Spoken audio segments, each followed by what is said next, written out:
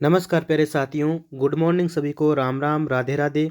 तो मित्रों, ये जो क्लास है आपकी, ये साइको की क्लास है और सुबह सुबह हम अति महत्वपूर्ण 20 क्वेश्चन करने वाले हैं इसमें। आरपीएससी द्वारा प्रमाणित है सारे क्वेश्चन और 20 प्रश्न हम इसमें पढ़ेंगे।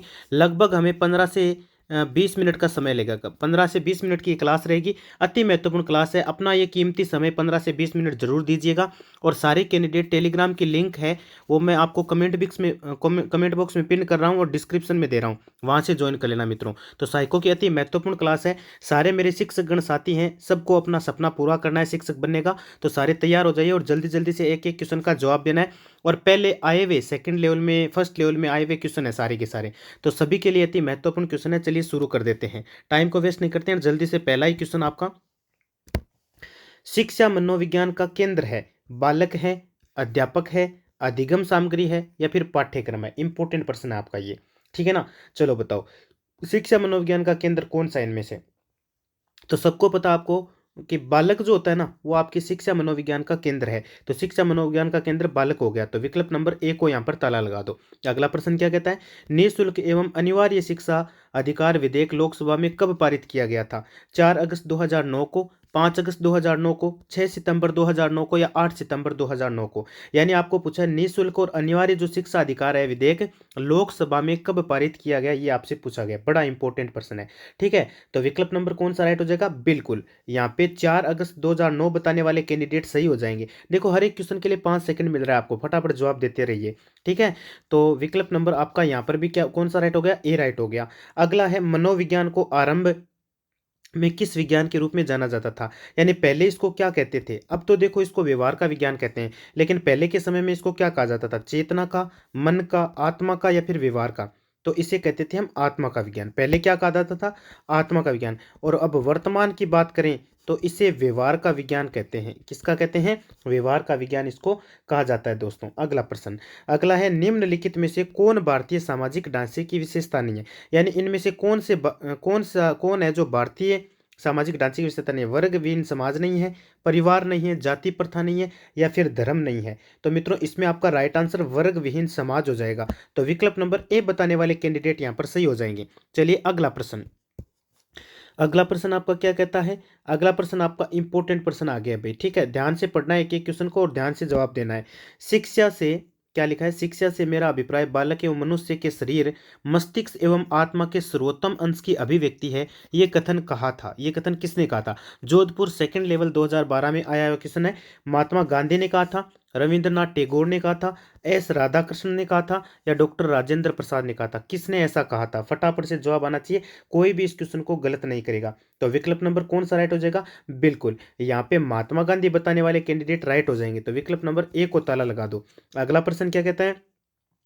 प्राथमिक स्तर की शिक्षा आधारित होनी चाहिए। भाई, जो प्राथमिक स्तर की जो शिक्षा है वो किस पर आधारित होनी चाहिए? सैद्धांतिक तथ्यों पर, छात्र सक्रियता पर, भाषण पर या फिर पाठ्य पुस्तक पर? ये किस पर होनी चाहिए बताओ? अब मेरे ख्याल से मेरे प्रिय कैंडिडेट सभी बता देंगे ये क्वेश्चन आराम से। तो ये होना चाहिए आपके छात्र की सक्रियता पर। तो विकल्प नंबर आपका बी यहाँ पर क्या हो जाएगा? राइट आंसर हो जाएगा। वाक्य पूर्ति परीक्षण में, अब आपको पूछा है वाक्य पूर्ति परीक्षण में, प्रयोज्य अपूर्ण वाक्यों को पूरा करता है या प्रयोज्य शब्दों को साथ साथ बोलता है या प्रयोज्य लिखता जाता है या फिर इनमें से कोई नहीं? कौन सा विकल्प आपका यहाँ पर राइट हो जाएगा? तो दोस्तों, वाक्य पूर्ति जो परीक्षण होता है उसमें प्रयोज्य अपूर्ण वाक्यों को पूरा करता है। तो विकल्प नंबर कौन सा राइट हो गया?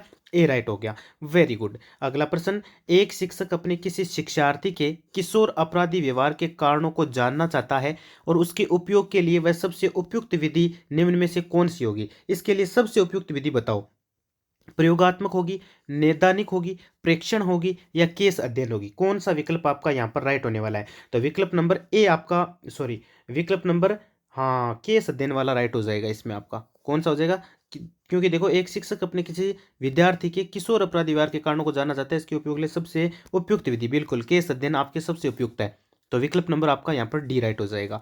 अगला प्रश्न देखो, अगला प्रश्न आपका क्या कहता है? प्रश्न कहता है, मोंटेसरी विधि के अनुसार एक बालक अपने आसपास के वातावरण का ज्ञान मुख्यतः प्राप्त करता है नकल द्वारा, पढ़कर, लिखकर या फिर ज्ञानेंद्रियों द्वारा? बताओ किसके द्वारा वह प्राप्त करता है? तो देखो, जो मोंटेसरी है ना, मोंटेसरी विधि, उनके अनुसार जो भी बालक है वो क्या करता है? आपके जो ज्ञान वातावरण में जो मुख्यतः प्राप्त करता है वो ज्ञानेंद्रियों द्वारा करता है। ज्ञानेंद्रिय आपके आँख, आंख हो गई, कान हो गया, नाक हो गया, ये सारे ज्ञानेंद्रियों में आ जाते हैं, इनके द्वारा ये करता है। Very good. निष्क्रिय, हाँ, निष्क्रिय अधिगमकर्ता की पहचान होती है, ये बताओ आप। निष्क्रिय जो अधिगमकर्ता है उसकी पहचान क्या है? प्रदर्शन विधि से, प्रयोगशाला विधि से, व्याख्यान विधि से या खेल विधि से? बताओ कौन सा विकल्प आपका राइट हो जाएगा? तो विकल्प नंबर आपका 3 राइट हो जाएगा, व्याख्यान विधि से। तो यहाँ पर सी बताने वाले कैंडिडेट सही हो जाएंगे। अगला प्रश्न क्या कहता है?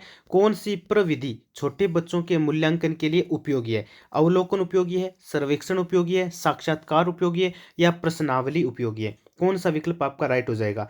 तो आपके जो छोटे बच्चे हैं उनके मूल्यांकन के लिए अवलोकन जो होता है ना, वो सबसे बेस्ट विधि होती है। तो विकल्प नंबर ए को यहाँ पर क्या कर दो, ताला लगा दो मित्रों। आशा और उम्मीद है कि क्वेश्चन आपको बड़े अच्छे लग रहे हैं और पात्रता परीक्षा में इसी प्रकार के, इसी लेवल के क्वेश्चन आते हैं मेरे दोस्तों। अगला प्रश्न देखो, अगला प्रश्न आपका क्या कहता है?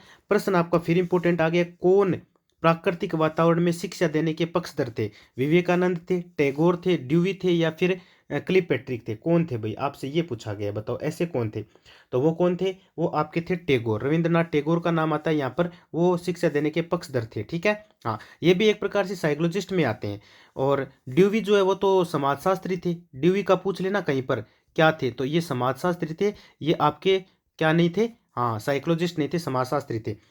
और फिर है फ्लेंडर की कक्षागत, देखो इसको मिटा देते हैं। हाँ, अब देखो, फ्लेंडर की कक्षागत अंतःक्रिया विश्लेषण पद्धति में छात्रों के बोलने का उच्च अनुपात दर्शाता है, निरंकुश वातावरण को दर्शाता है, लोकतांत्रिक वातावरण को दर्शाता है, अव्यवस्था को दर्शाता है या अध्यापक द्वारा प्रश्न पूछना दर्शाता है? बताओ कौन सा विकल्प इसमें आपका राइट हो जाएगा? तो यहाँ पर आपका विकल्प नंबर 2 राइट हो जाएगा, लोकतांत्रिक वातावरण। तो यहाँ पर बी बताने वाले कैंडिडेट फिर से सही हो जाएंगे। अगला प्रश्न, नकारात्मक शिक्षा, नकारात्मक शिक्षा की अवधारणा दी थी, किसने दी थी? रूसो ने दी थी, स्पेंसर ने दी थी, पेस्टालोजी ने दी थी या श्री अरविंद ने दी थी? कौन सा विकल्प आपका यहाँ पर राइट होने वाला है? नकारात्मक शिक्षा की अवधारणा किसने दी थी? तो ये दी थी आपके रूसो ने। तो विकल्प नंबर आपका ए यहाँ पर क्या हो जाएगा, राइट हो जाएगा। निम्न में से कौन सी सामूहिक विधि नहीं है? इनमें ऐसी कौन सी जो सामूहिक नहीं है? सेमिनार विधि नहीं है, कार्यशाला विधि नहीं है, समस्या समाधान विधि नहीं है, प्रोजेक्ट विधि नहीं है। देखिए ये सारी की सारी बाकी सामूहिक है, लेकिन जो समस्या समाधान विधि है वो क्या नहीं है आपके? ये क्या नहीं है आपके? हाँ, ये नहीं है आपके, क्या नहीं है बताओ? बिल्कुल सामूहिक विधि नहीं है। अगला प्रश्न, अगला प्रश्न आपका कहता है कि समाज मिति द्वारा अध्ययन करने से पता चलता है, व्यवहार का पता चलता है, शारीरिक स्वास्थ्य का, बुद्धि का या फिर सामाजिकता का? बताओ समाज मिति द्वारा किसका, किसके अध्ययन का पता चलता है? ये आपसे पूछा गया, बड़ा इंपॉर्टेंट प्रश्न है आपके। ठीक है ना? हाँ, और गलत किसी का नहीं होना चाहिए। तो आपके इससे चलता है सामाजिक का पता। तो विकल्प नंबर आपका डी यहाँ पर क्या हो जाएगा, राइट हो जाएगा। अगला प्रश्न, अगला प्रश्न क्या कहता है आपका? चलिए, अगला प्रश्न आपका ये कहता है दोस्तों कि कागज पेंसिल टेस्ट परीक्षण किसे कहते हैं? बताओ ये परीक्षण कौन सा कहलाता है? प्रश्नावली को कहा जाता है, साक्षात्कार को कहा जाता है, जीवन गाथा विधि को या व्यक्ति इतिहास को? किसको कहा जाता है बताओ? कागज पेंसिल टेस्ट परीक्षण किसको कहते हैं? ये आपसे पूछा गया, बड़ा इंपॉर्टेंट प्रश्न है दोस्तों। तो विकल्प नंबर आपका कौन सा राइट हो जाएगा? प्रश्नावली को। विकल्प नंबर प्रश्नावली को, यानी ए को क्या कर दो, लॉक कर दो। फिर आपके अगला प्रश्न पूछा गया, साइनेटिक्स तकनीक का प्रतिपादन किसने किया? डेविस ने किया था, गार्डन ने किया था, गेलाधर ने किया था या टोरेंस ने किया था? कौन सा विकल्प आपका यहाँ पर राइट होने वाला है? तो दोस्तों ये किया था गार्डन ने, दिल गार्डन गार्डन हो गया। तो जैसे ही साइनेटिक्स तकनीक का नाम आए तो इसका प्रतिपादन किया था गार्डन ने। तो विकल्प नंबर बी को ताला लगा दो। नियंत्रित दशाओं के अंतर्गत किया गया अध्ययन क्या कहलाता है? प्रश्नावली कहलाता है, प्रयोग कहलाता है, परीक्षण या फिर चेकलिस्ट? क्या पूछा आपसे? नियंत्रित दशाओं के अंतर्गत किया गया अध्ययन आपसे पूछा गया। बड़ा इंपॉर्टेंट प्रश्न है मेरे दोस्त। तो विकल्प नंबर कौन सा राइट हो जाएगा? प्रयोग राइट हो जाएगा। यानी यहाँ पर बी बताने वाले कैंडिडेट क्या हो जाएंगे? सही हो जाएंगे। अगला प्रश्न, अगला प्रश्न आपका कहता है, खोज की अन्वेषण विधि का प्रयोग सर्वप्रथम किसने किया?